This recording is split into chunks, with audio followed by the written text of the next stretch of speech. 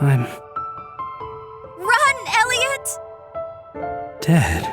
Oh, come on! Keep wishing! You want to live, right? There are still things I must do.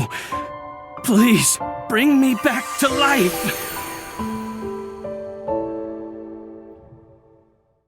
The Adventures of Elliot, The Millennium Tales, is a new action RPG connected to the creative DNA behind the Octopath Traveler franchise, particularly through producer Tomoya Asano's and Square Enix's HD 2D initiative. Forgive me if I butchered the pronunciation of his name. However, unlike Octopath's turn-based structure, Elliot appears to lean heavily into real-time combat and active exploration. The game also appears to blend inspirations from classic action RPGs such as titles like The Legend of Zelda. In early previews, they describe a faster-paced combat system that is focused on movement, abilities, weapons, and environmental interaction. Rather than using multiple protagonists like Octopath Traveler, the game centers around a singular hero named Elliot alongside a fairy companion named Faye. This is a major tonal and structural shift from the anthology-style storytelling that defined Octopath. The game still maintains the signature HD 2D presentation style that is associated with modern Square Enix retro-inspired RPGs, but environments appear more animated, reactive, and exploration-focused than previous Asano team titles. Reports from previews mention puzzle solving, weapon variety, magic abilities, and even co-op functionality where another player can control Faye. I think just from seeing this game, just from seeing the trailer, seeing the reaction to the game, how people are excited for it, I think this just goes to speak to a larger thing, which is that this is kind of an evolution of the HD 2D genre that Square Enix has seemed to popularize. Whereas Octopath Traveler was turn-based combat and there were interwoven stories between 8 different protagonists, this is just a singular protagonist and the combat is in real time. You're reacting, you're dodging, you're attacking the CPU all at once as opposed to waiting turns. So I think these new mechanics, they open up a plethora of new ideas and avenues of which Square Enix can go down. And for all we know, this could also influence the Octopath Traveler series, which I think they will always remain and keep as an RPG, a turn-based RPG. But just these new mechanics, it will continue to evolve and evolve, because just in the latest installment in Zero, you're able to build towns and have your own protagonists and you have multiple different characters in the party. So it just continues to go further and further. Now, when you look at all the different elements of these series, I'm talking about Elliot, this new IP, and Octopath Traveler respectively. When you look at these new series, I think the most powerful component of them is the narrative and the storytelling and how they deliver these stories and how they make them something of which you can just get lost in. However, there seems to be a shift from just storytelling to more immersion within the game. I think that's why they probably divert towards a singular protagonist, why the combat is in real time. You become more locked into the game, so to speak, as opposed to just going turn by turn and going story by story. You just have one person, one story to progress to, and it is able to center and focus that player more as they play the video game. Now, personally, I think this game feels more adventurous than theatrical. I don't think they're just doing this just for show or to just flaunt something like, oh, hey, we're trying something different. I think they're actually putting their all into this new endeavor. And I think it's not really going to be that much focus on combat. Obviously, it's going to be a lot of combat as indicated by the trailer. But I think the main focus is just going to be exploring the world and becoming immersed and getting lost in it, as I just said.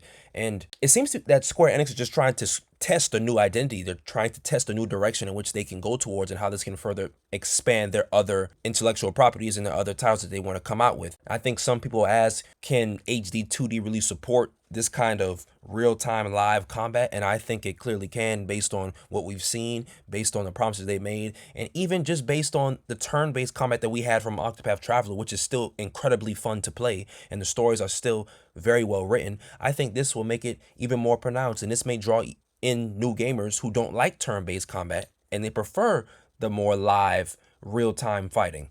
So I think this is a net positive. Now let's talk more about how this relates to Octopath Traveler. And although Adventures of Elliot is not officially branded as an Octopath game, there are strong creative and stylistic links between the projects through Square Enix's internal HD 2D direction. Now, Octopath Traveler became known for layered character storytelling, turn-based combat systems built around break mechanics, and a nostalgic JRPG structure. Elliot appears to ask a different question entirely. which is what happens when HD 2D leaves turn-based design behind. Where Octopath emphasizes multiple perspectives and separate journeys, Elliot seems focused on a more traditional heroic adventure with a centralized narrative and continuous exploration. The existence of both games could suggest that Square Enix now sees HD 2D less as a genre and more as a visual platform capable of supporting different gameplay styles entirely. This becomes especially interesting after the announcement of Octopath Traveler 0, which itself already began changing the traditional Octopath formula through customizable protagonists and expanded combat systems. I mean, based on the trajectory that we're currently going at, I think HD 2D is becoming its own genre, subgenre at the very least, of the RPG overall umbrella.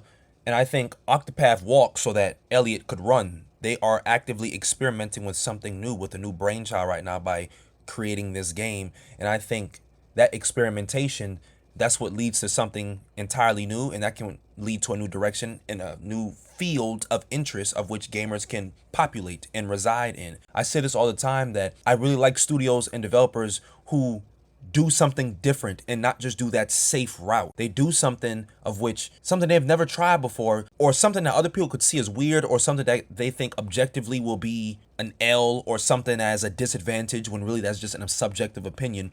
But that's the perspective that they'll have, and they'll think that that developer should not try that new venture, and then they try that new venture and they arrive at something entirely different, which is something that a lot of people gravitate towards. I thought about this when it came to Night Rain.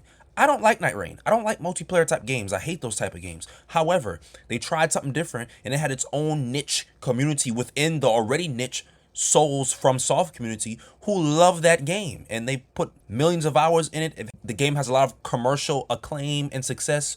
So I think them, by virtue of them experimenting, they will arrive at something new. And for all we know, this could become a new series, or a new series of different titles and games, as opposed to just remaining within that Elliot and Octopath genre. It could be entirely different new IPs that could come from this. So I guess the only question is, can fans accept the shift from Octopath type games to the type of game that Elliot is going to be? Or on a more macro grand scale, can they accept the shift from traditional games, I guess, where in the sense of how we play games nowadays with 3D, to more HD 2D being its own genre?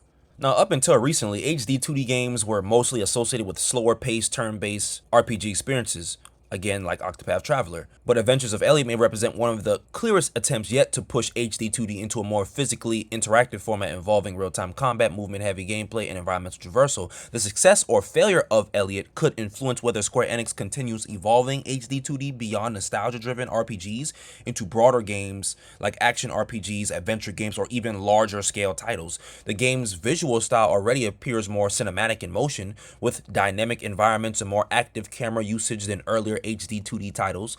If this game is successful, Elliot could become to HD 2D what games like The Legend of Zelda: A Link Between Worlds were for top-down adventure design, proof that an older visual perspective can still evolve mechanically.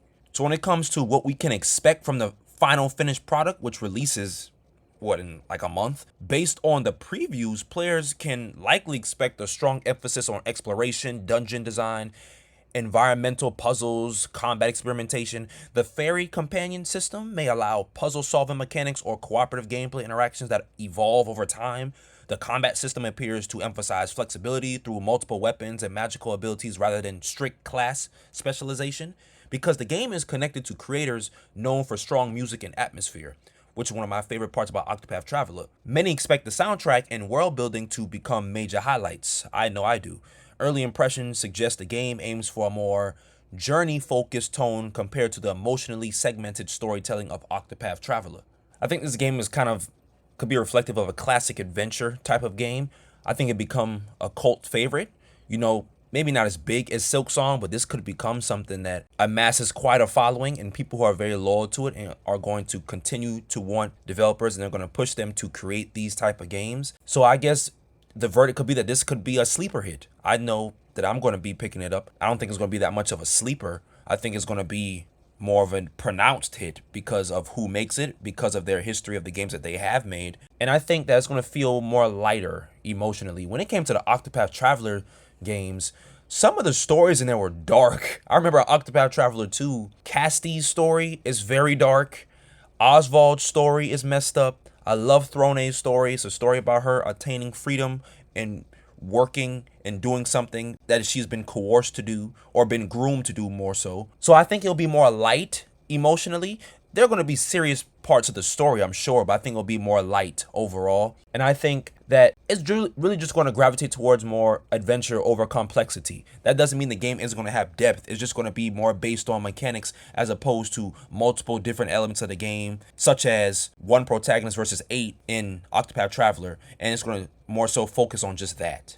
So whether this game becomes a cult favorite or it becomes a major commercial success, I think this is already a W and already feels important because it expands what this genre of gaming can actually lead to, what this style can lead to. The expectations are so heightened, so I think overall this is a net positive. Anyways, I'm Harlem. Thank you for watching, and I'll catch you in the next one.